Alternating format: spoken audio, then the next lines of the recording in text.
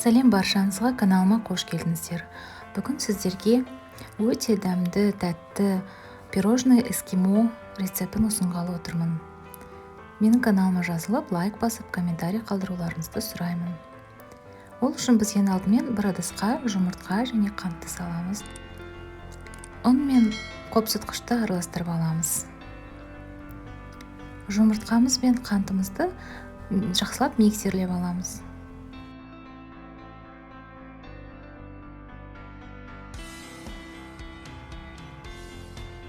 Және үстінен аз-аздан ұн мен қопсытқышты қосып араластырып отырамыз.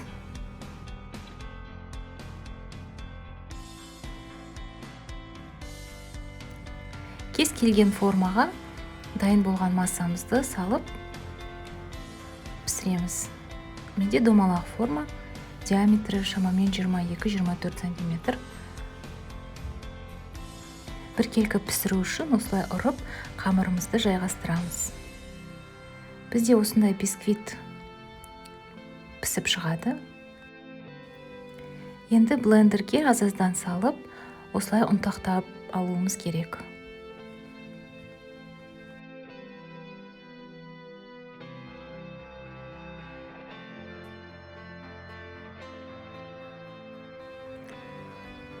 Бізде дайын болды. Осылай ұнтақтап аламыз. Енді бізге қосатын кремімізді, начинкамызды дайындаймыз. Алдымен бір ыдысқа сливки қосамыз. Қоюлығы орташа болғанша миксерлеп аламыз. Және үстіне творожный сыр қосамыз. Сүзбелі ірімшік яғни. Және қант ұнтағын қосамыз. Барлығын миксерлеп аламыз.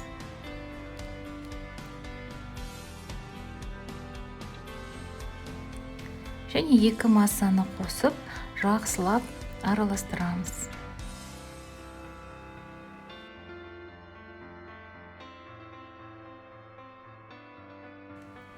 Дәмі өте ерекше, тәтті пирожный дайын болады бізде. Жасап көріңіздер, еш өкінбейсіздер. Кондитерлік дүкендерден осындай эскимо формасын алсаңыздар болады. Осылай дайын болған массамызды форманың ішіне саламыз. Менде 8 штук пирожный шығады. Осы бір формадан. Негізі осы рецепт бойынша менде 20 дана эскимо пирожный шықты.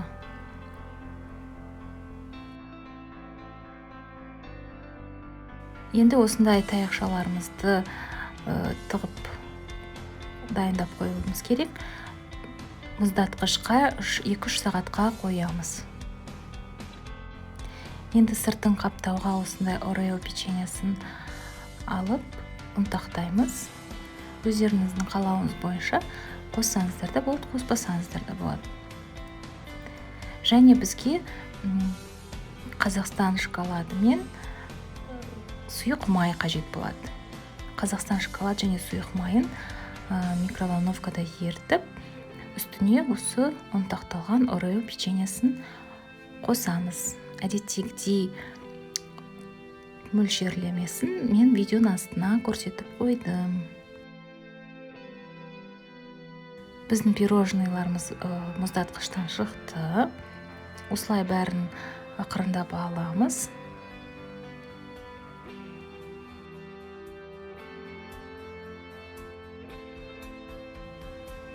Және осы массаға ерітілген шоколадқа яғни батырып, жетпеген жерлерін қасықпен толықтырамыз құйып.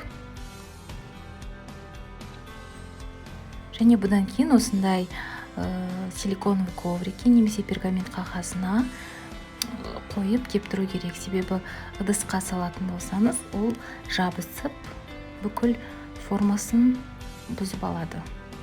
Үстіне қалауларыңызша әсемдеп қойсаңыздар болады. Бұл пирожныйдың тәтті болғаны сонша, мен тіпті дастарханға қойып, әдемілеп түсіріп үлгермедім. менің рецептім ұнап жатса менің каналыма жазылып лайк басып комментарий қалдыруларыңызды сұраймын. Рахмет.